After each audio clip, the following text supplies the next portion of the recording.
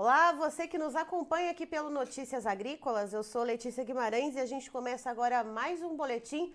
Vamos falar sobre o mercado do boi, como que esse setor vem encerrando então essa semana, né? Semana meio preguiçosa ali, meio quebradinha, com o feriado de ontem, dia 7 de setembro, dia da independência do Brasil. E quem está aqui hoje para bater esse papo com a gente, para nos ajudar a entender a dinâmica desse mercado, é o Geraldo Isolde, que é analista de commodities da Levante Inside Corp. Seja muito bem-vindo, Geraldo. Olá, Letícia, tudo bem? Tudo certo, Geraldo. Vamos entender então como que foi essa semana para o mercado do boi gordo. A gente sabe que na quarta-feira geralmente as negociações elas se aquecem um pouquinho, mas a gente teve um feriado logo na quinta. Como é que foi então para a gente analisar o transcorrer dessa semana? Vamos lá, Letícia. Bom, finalmente, depois de tanto tempo, acho que a gente conseguindo começar aí com boas notícias, né? Pelo menos de início, o mercado de boi aqui na B3 subiu bastante aí nessas primeiras 4 sessões de setembro, né? A gente já tem aí vencimento outubro, que caiu em agosto R$ 33,25 arroba, recuperando aí 22,10, né? Contra o fechamento aí de quarta-feira. Caindo um pouquinho hoje, né? Normal, realizando um pouco, caindo 1,80, mas ainda com bons ganhos no mês, tá? É, o mesmo assim no físico, a situação assim não mudou tanto, né? A gente tem aí o indicador da Exalc aí que perdeu R$ 54, né, no mês de agosto, ganhando aí só 55 centavos arroba, fechamento de quarta foi 235. E o Agrobrasil teve média ontem durante o feriado, tá? Foi de 195,27, que resultaria num ganho de 1,55 arroba.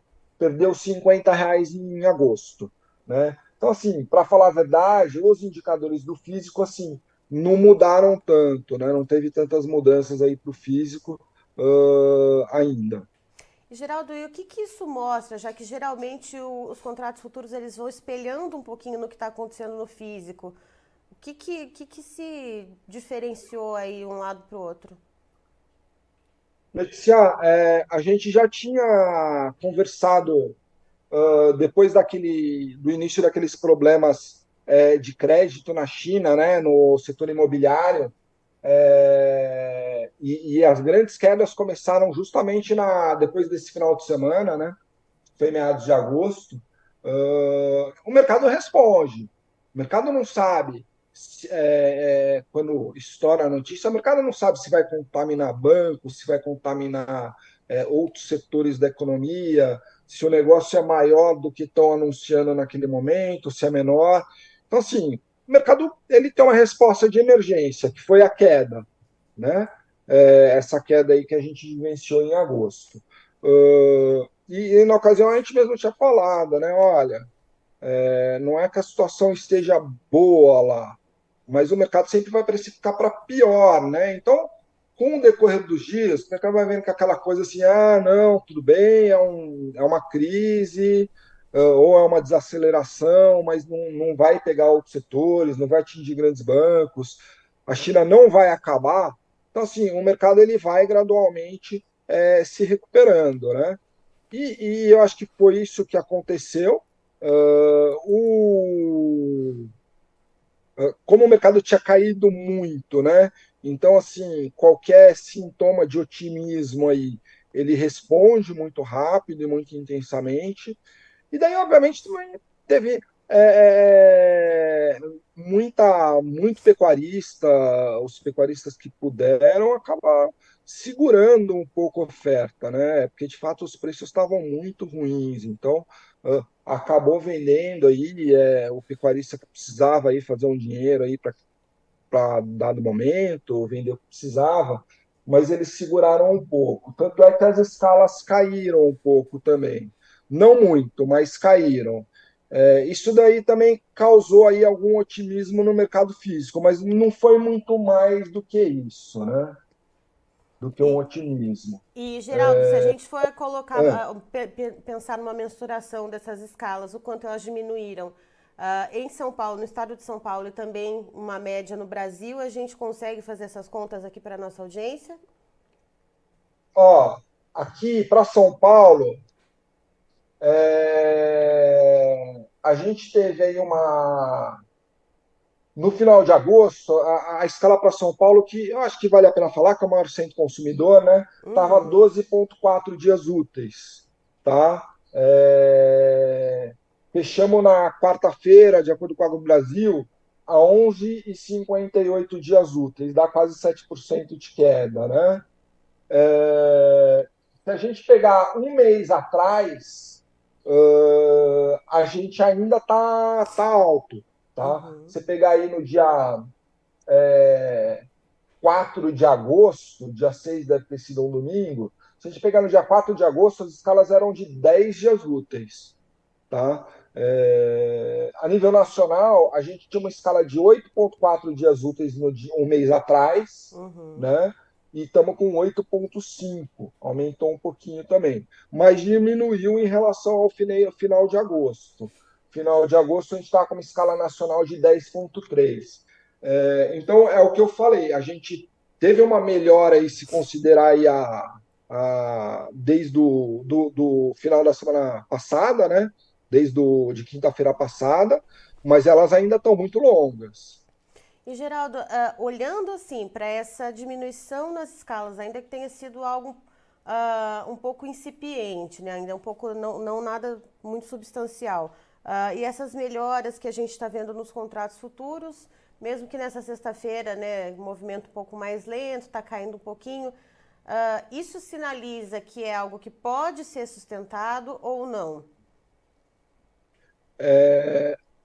Eu acho que até o final do mês passado, né, eu acho que a pergunta era onde que era o fundo do poço, Uhum. né?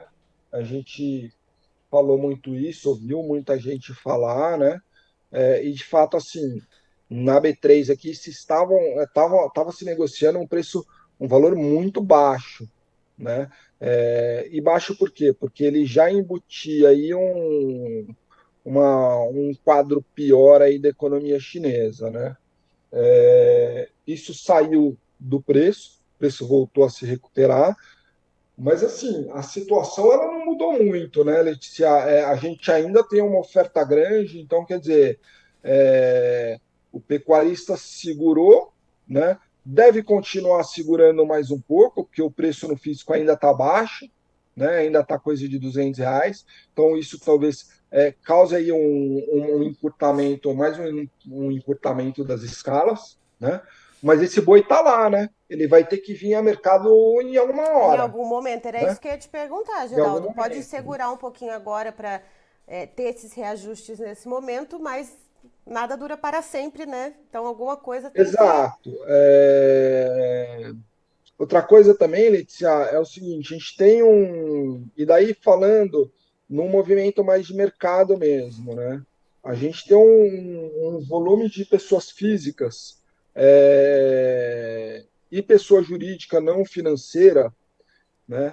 Pessoa jurídica, aquelas figuras que são empresas, mas não trabalham não só no mercado financeiro, né? Uhum. Pode ser um frigorífico, por exemplo, ou não, né?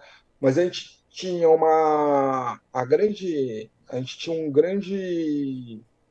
posição de contratos vendidos em nome dessas duas figuras, né? Então, o que acontece?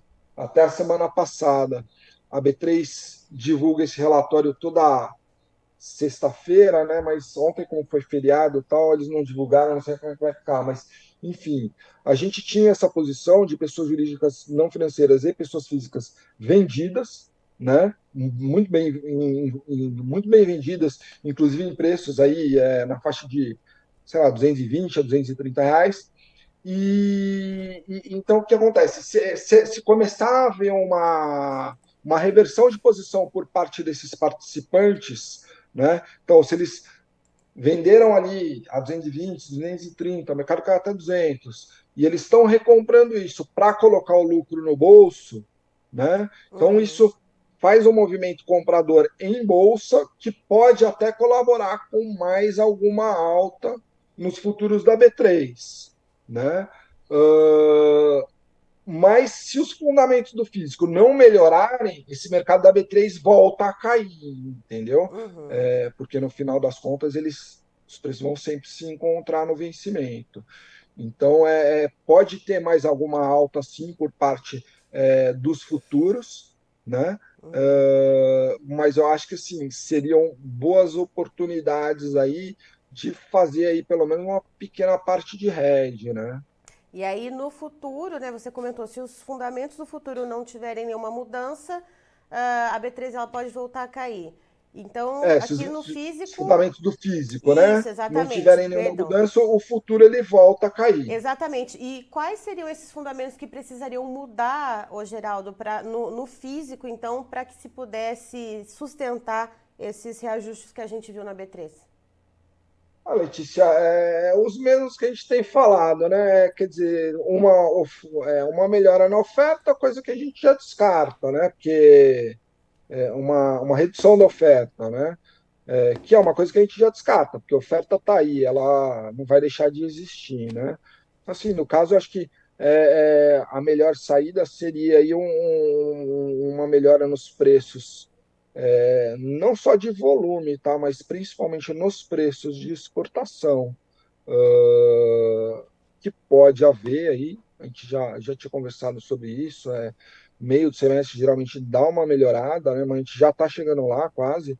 É, por conta de compra, de festividade de ano novo chinês e tal, mas daí também a gente tem esse enfraquecimento da economia por lá. Então, assim, o ideal seria uma melhora nos preços pagos pelo consumidor externo, Uhum. né? E uma melhora na demanda doméstica também, né? Que ela deve ocorrer, porque tradicionalmente ocorre mais para o final do ano, por conta de festa e tal, 13º, enfim.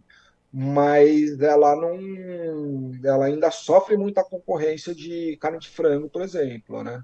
Como final do ano é uma coisa mais festiva, né? Daí o consumidor também não, às vezes não olha tanto o preço ali para o churrasco de final de ano, tal, e vai optar por carne bovina. Então, assim, talvez melhore um pouco o consumo doméstico, mas não o suficiente para levar esses preços aí a altas assim de 250, 260 Uhum. reais, eu acredito, É tá? isso que eu ia te perguntar, assim, a gente tem as festividades, mas assim, a gente tem antes, né, o pagamento de primeira e segunda parcela de 13º, se isso pode ajudar e em que medida, né? Se pode ser só um voozinho de galinha, ou não, a gente precisa de outras mudanças, de outros fundamentos de uma maneira um pouco mais consistente para poder, então, melhorar de fato esses preços e sustentá-los, né? O que é importante também.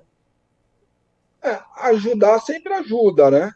É, Precisa ver em que momento que esse 13º vem, porque, ou esse bônus, enfim, porque se a renda do consumidor tiver é, comprometida demais com dívida, com outras contas a pagar, né? Quanto mais estiver comprometido, já menor vai ser o efeito. Uhum. O governo tem tomado várias medidas aí de redução de dívidas, né? Como que chama lá o programa? O Desenrola Brasil, né? Aham. Talvez isso possa ajudar, né? Sobe um pouquinho mais de dinheiro aí no bolso das famílias aí para gastar aí com comemorações de final de ano, enfim. Mas é aquilo que a gente tem falado, né? O consumo interno ele não tem puxado o preço, ele tem servido já há muito tempo para segurar preço, né? Não é o ideal, mas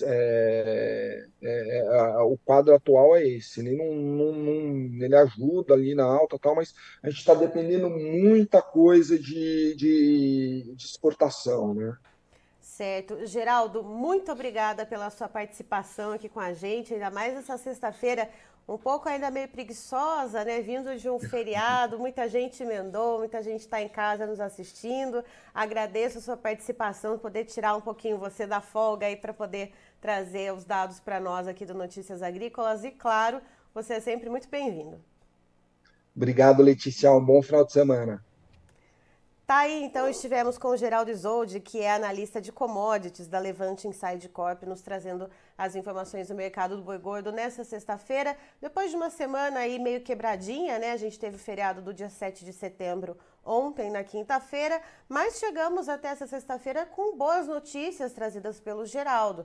Então vamos a elas, né? A gente olhando para o contrato outubro, né? O que tem mais liquidez na B3, que é a Bolsa Brasileira. O Geraldo ele explica que entre a sexta-feira, dia 1º de setembro, e a quarta-feira, né, antes do feriado, houve uma certa recuperação nesse contrato de outubro. Então, a recuperação só nesses dias de setembro, né, entre a última sexta-feira e essa quarta-feira, uma recuperação de R$ 22,10 nesse contrato.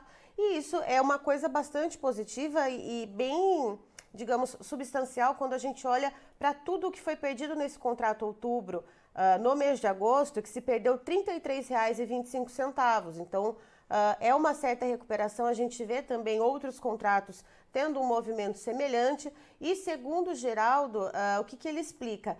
O mercado físico ele ainda está mais ou menos na mesma toada que a gente via na semana passada, ali na casa dos R$ 195, R$ 200, aqui para referência no estado de São Paulo. Isso não mudou muito, né? Então, assim, o que precisaria acontecer para que o físico mudasse e que sustentasse essas altas também na B3?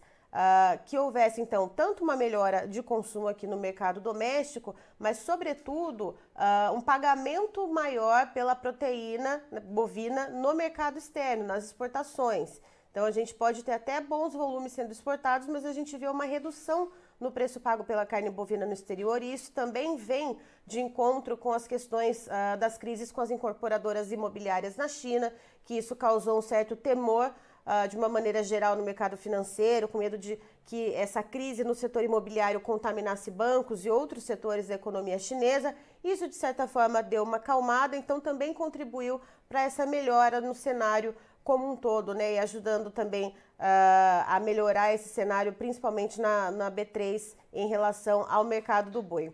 Renan, por favor, os preços na tela. Vamos lá então, ó, contrato de setembro com o numerinho verde aqui do lado, uma pequena alta de 0,28%, valendo R$ 211,20 arroba. O outubro a gente vê que tem uma pequena queda de 0,84%, mas está valendo R$ 219,65, está mais perto do 220. O novembro a gente vê uma pequena queda de 1,17%, valendo R$ 223,90 arroba. E o dezembro, uma queda pequenininha de R$ 0,87, custando R$ 227,50 a arroba. E quando a gente olha para o indicador CPEA, a gente tem esse indicador que é do final da tarde de quarta-feira, porque ontem foi feriado, então a gente não tem esse indicador do dia 7 de setembro. Se vê uma queda de 0,32%, valendo R$ 200,35 a arroba. Eu encerro por aqui. Já já tem mais informações para você, então fique ligado.